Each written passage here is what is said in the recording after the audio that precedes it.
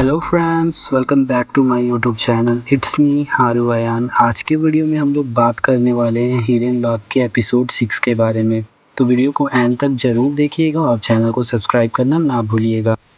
Episode 6 की शुरुआत वहीं से होती है जहां पर लास्ट एपिसोड ख़त्म हुआ था। हमने लास्ट एपिसोड में देखा था कि सॉन्गजिया जानबूझकर सोने का नाटक कर रही होती है क्योंकि उसे चिंता होता है कि कहीं जियाक्सु ने उसका डायरी खोल कर तो नहीं देख लिया। बेसिकली उसे इस बात की चिंता होती है क्योंकि उसने अपनी डायरी में केवल जियाक्सु के ही तस्वीर को बनाया होता है, इसलिए वो काफ़ी टेंशन में होती है कि अगर जियाक्सु उस डायरी को खोलकर देख लेगा तो क्या होगा, इसलिए वो चिंता में होती है। और आज जब जियाक्सु उसे पढ़ाने आया होता है तो वो झूठ मूठ कर सोने का नाटक कर रही होती है। आगे हम जानते हैं कि एपिसोड 6 में क्या हुआ। सॉन्जिया बोलती है जियाक्सु से कि वो प्रलोभन के विरोध नहीं है, अर्थात उसे लव से कोई एलर्जी नहीं है। जियाक्सु पूछता है कैसा प्रलोभन। फिर सॉन्गजिया बोलती है अगर कोई उसके सामने किसी को डेटिंग कर रहा है, किसी के साथ डेट पे है, तो वो भी चाहती है कि वो भी किसी के साथ क्या हो, रिलेशनशिप में हो, किसी के साथ रिलेशन में हो। ये सुनकर जियाक्सु सॉन्गजिया से बोलता है मुझे ऐसा लग रहा है कि तुम आजकल बहुत ज़्यादा ड्रामा देखती हो। तुम्हारा मतलब कौन हो सकता है, वो लोग जो तुम्हारे करीब हैं?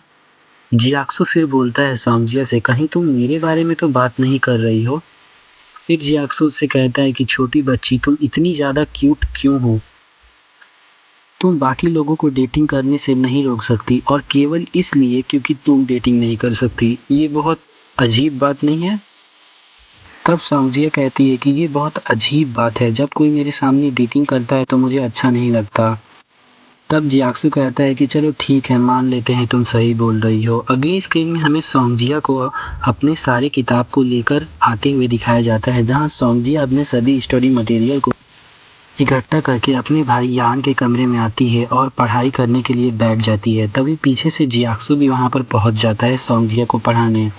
आगे हमें दिखाया जाता है कि जियाक्सु सॉन्गजिया को बहुत अच्छे से पढ़ाता है और सॉन्गजिया बहुत अच्छे से पढ़ती भी है और सभी सवालों को सही सही सॉल्व भी करती है।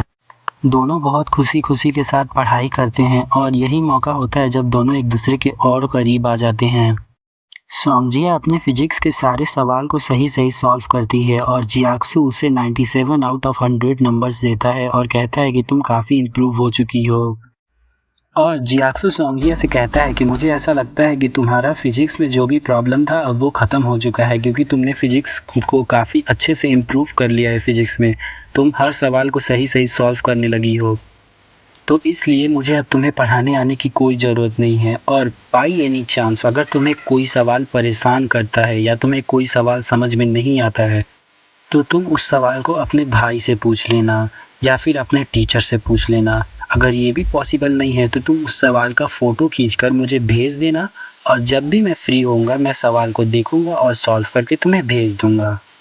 ये सुनकर सॉन्गजिया उदास हो जाती है। जियाक्सु बोलता है चिंता मत करो, अब तुम्हें बहुत अच्छे से पढ़ाई करना है और क्योंकि तुम पहले से बहुत बेहतर हो चुकी हो, तो तुम ये बताओ मैंने तुम्हें अच्छे से पढ़ाया कि नहीं पढ़ाया। तब सॉन्गजिया अपना सर हिलाते हुए कहती है हाँ, तुमने मुझे बहुत अच्छे से पढ़ाया।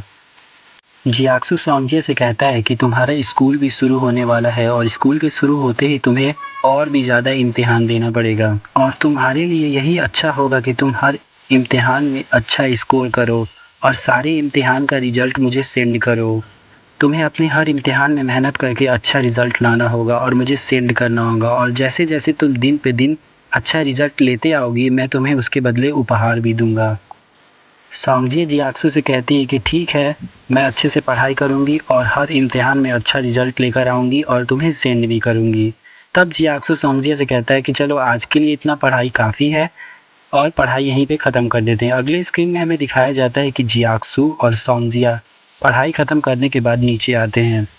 इधर हमें नीचे का स्क्रीन दिखाया जाता है जहां सॉन्गजिया के पापा, उसकी मॉम और उसके भाई क्रिसमस ईव की तैयारी कर रहे होते हैं। बेसिकली क्रिसमस ईव ही चाइना का न्यू ईयर होता है, तो वहाँ पे न्यू ईयर की तैयारी चल रही होती है और क्रिसमस ईव की भी तैयारी चल रही होती है।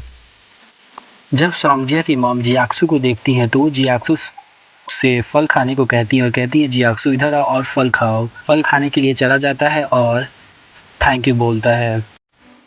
सॉन्गजिया के पापा जियाक्सु को क्रिसमस ईव पे अपने घर इनवाइट करते हैं और कहते हैं कि चलो तुम हमारे साथ आओ, जियाक्सु और हमारे साथ न्यू ईयर को सेलिब्रेट करो, हम सभी यहाँ पे अच्छे से पार्टी करेंगे। लेकिन जियाक्सु मना कर देता है और कहता है कि मुझे मेरे कैंपस में कुछ काम है और मुझे वहाँ पर होना अनिवार्य है, इसलिए मैं नहीं आ पाऊँगा और मुझे कुछ काम भी करना है, कुछ इम्पोर्टेंट काम करना है, इसलिए मैं नहीं आ पाऊँगा और मैं आप लोग के साथ नहीं रह पाऊँगा न्यू ईयर पे। पूछने के लिए आपका बहुत बहुत शुक्रिया।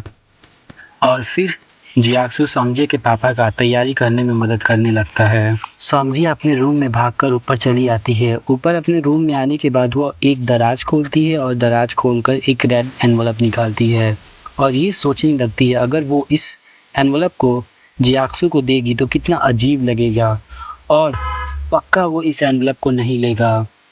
फिर भी वो एक पतला सा पेपर निकालती है और उस पेपर पे लिखती है जियाक्सु हैप्पी न्यू ईयर और लिखकर उस पेपर को एनवलप में डाल देती है और एनवलप में डालकर नीचे चली आती है। इधर हमें नीचे का स्क्रीन दिखाया जाता है जहाँ पर सोंगजिया के पापा जियाक्सु से बोलते हैं कि यान बता रहा था कि तुम ग्रेजुएशन के बाद काम करना शुरू कर दोगे। तब जियाक्सु सोंगजिया के पापा को बताता है कि हाँ, क्योंकि उसे गेमिंग में बहुत इंटरेस्ट है तो वो ग्रेजुएशन के बाद इसी फील्ड में काम करना शुरू कर देगा। और दोनों यही चीज़ बात कर रहे होते हैं। तभी सोंगजिया ऊपर से आती है और एक पोल के पीछे छुपने लगती है और जियाक्सु को देखती है। ये चुपके से आकर एक टेबल पर बैठ जाती है और जियाक्सु को देखने लगती है। मौका का फ़ायदा उठाते हुए सोंगजिया धीरे से उस रेड एनवलप को जियाक्सु के कोट में रख देती है और फिर वहाँ से उठकर दूसरा काम करने लगती है। तब तक जियाक्सु उससे पूछता है कि जो उसने दीवार पर एक फ़ोटो लगाया है वो कैसा लग रहा है। सोंगजिया कहती है कि काफ़ी सुंदर लग रहा है और सोंगजिया वहाँ से उठकर भाग जाती है। इधर अगले स्क्रीन में हमें दिखाया जाता है कि सोंगजिया, यान और उसके पेरेंट्स न्यू ईयर को सेलिब्रेट कर रहे होते हैं, जहाँ सोंगजिया अपने भाई यान से चेयर्स करने को कहती है, लेकिन यान चेयर्स करने से मना कर देता है क्योंकि यहाँ पर सोंगजिया एक बोतल जूस लेकर बैठी होती है क्योंकि वो ड्रिंक नहीं कर सकती क्योंकि वो अभी टीनेजर है, इसलिए वो एक बोतल जूस लेकर बैठी होती है। तभी सभी देखते हैं कि सोंगजिया के पेरेंट्स अर्थात सोंगजिया के पापा 3 रेड एनवलप निकालते हैं।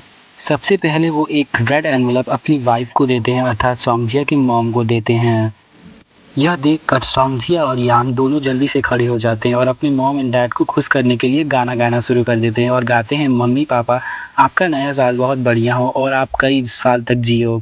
ये देखकर सोंगजिया के पापा बहुत खुश हो जाते हैं। फिर सोंगजिया के पापा सबसे पहले यान को एनवलप देते हैं, फिर सोंगजिया को एनवलप देते हैं क्योंकि सोंगजिया का एनवलप बहुत ही ज़्यादा मोटा होता है तो यान इसे देखकर चिढ़ रहा होता है। और फिर जब सोंगजिया अपने एनवलप को खोलती है तो उसमें एक मोबाइल होता है जिसे देखकर सोंगजिया बहुत खुश हो जाती है। और कुछ देर बाद हमें दिखाया जाता है कि यान भी सोंगजिया को एक एनवलप देता है जिसमें काफ़ी पैसा होता है अर्थात यान भी सोंगजिया को न्यू ईयर का तोहफा देता है। जब सोंगजिया उस एनवलप को खोलती है खुश हो जाती है। फिर सोंगजिया उस एनवलप में से सभी पैसे निकाल लेती है और कुछ पैसे यान को भी दे देती है। सभी खुशी खुशी खाना खाने शुरू कर देते हैं। तभी सोंगजिया के मोबाइल पर एक मैसेज आता है जिसमें लिखा होता है हैप्पी न्यू ईयर सोंगजिया और ये मैसेज आया होता है जियाक्सु की तरफ से। सभी उसको देखने लगते हैं कि अरे मोबाइल देते ही मैसेज आने लगा। तब सोंगजिया बताती है अरे ये तो जियाक्सु का मैसेज है। मौका का फ़ायदा उठाते हुए सोंगजिया जियाक्सु को रिप्लाई करती है और लिखती है thank you Jiaxu, happy new year to.